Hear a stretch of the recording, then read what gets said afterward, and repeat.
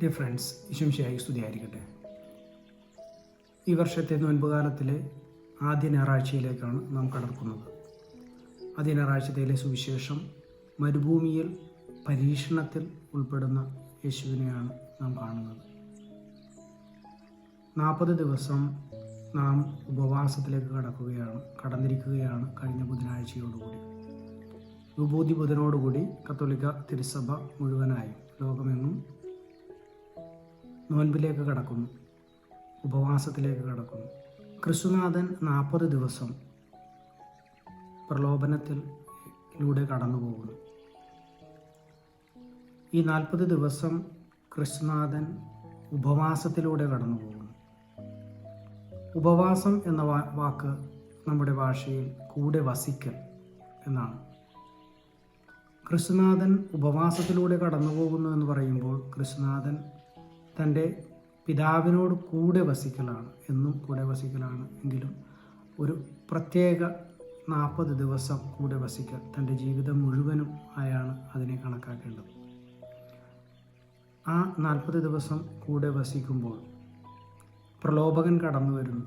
പ്രലോഭകൻ്റെ ചുമതല പ്രലോഭകൻ്റെ കർത്തവ്യമെന്നാൽ ആരൊക്കെ നന്മയിലേക്ക് അടുക്കുന്നുവോ, ആരൊക്കെ പിതാവിങ്കിലേക്ക് ദൈവത്തിങ്കിലേക്ക് അടുക്കുന്നുവോ അവരെയൊക്കെ അകറ്റുക എന്നതാണ്. ഈ ഉപവാസവും അതുതന്നെയാണ് നമ്മിലും ഉണ്ടാകുന്നത്. നാം യേശുവിലേക്ക് അടുക്കുക എന്നതാണ് ഉപവാസം കൊണ്ട്, അല്ലെങ്കിൽ കൂടെ വസിക്കുക എന്നതുകൊണ്ട് ഉദ്ദേശിക്കുന്നത്.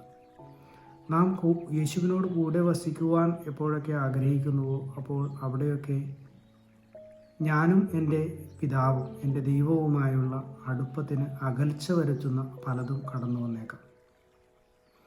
അതൊരുപക്ഷെ ഭക്ഷണമായിരിക്കാം. എനിക്ക് ഭക്ഷണത്തോടുള്ള അധികമായ ആഗ്രഹമാകാം. അതിനെ കുറച്ച് മാറ്റി നിർത്തുവാൻ, അവിടെയൊക്കെ തമ്പുരാന് ഒരു സ്പേസ് കൊടുക്കുവാൻ നാം ആഗ്രഹിക്കേണ്ടിയിരിക്കുന്നു, നാം ഒരുങ്ങേണ്ടിയിരിക്കുന്നു. ഒരുപക്ഷെ എനിക്ക് മീഡിയകളോടുള്ള അധികമായ ആഗ്രഹമായിരിക്കാം, അധികമായ അടുപ്പമായിരിക്കാം. ഒരുപക്ഷെ എനിക്ക് എന്നോട് തന്നെയുള്ള ആഗ്രഹമായിരിക്കാം, അടുപ്പമായിരിക്കാം, എൻ്റെ ഈഗോയായിരിക്കാം. ഇതൊക്കെ മാറ്റി നിർത്തുവാൻ, മറ്റുള്ളവർക്ക് സ്പേസ് കൊടുക്കുവാൻ, അതുപോലെ തന്നെ ഞാനും എൻ്റെ തമ്പുരാനും തമ്മിലുള്ള ആ അടുപ്പത്തിന്, ആ ബന്ധത്തിന് വിഘ്നം വരാതിരിക്കുവാൻ ശ്രമിക്കുക എന്നതാണ് ഈ നോൻപുകാലം കൊണ്ട് ഉദ്ദേശിക്കുന്നത്. ഞാനും എൻ്റെ തമ്പുരാനും തമ്മിലുള്ള അടുപ്പത്തിന് വിഘ്നം വരുന്ന, അതിനിടക്ക് വരുന്ന എന്തിനേയും മാറ്റി നിർത്തുകയാണ് നോൻപുകാലം. ഈ നോൻപുകാലം നമുക്കെല്ലാവർക്കും തമ്പുരാനും ഞാനുമായുള്ള ബന്ധത്തിന് വിഘ്നം വരാതിരിക്കുവാൻ, അതിന് വിഘ്നം വരുന്ന എന്തിനേയും മാറ്റി നിർത്തുവാൻ ഉതകുന്ന സമയമായി മാറട്ടെ എന്ന് ആശംസിക്കുന്നു. സ്നേഹത്തോടെ.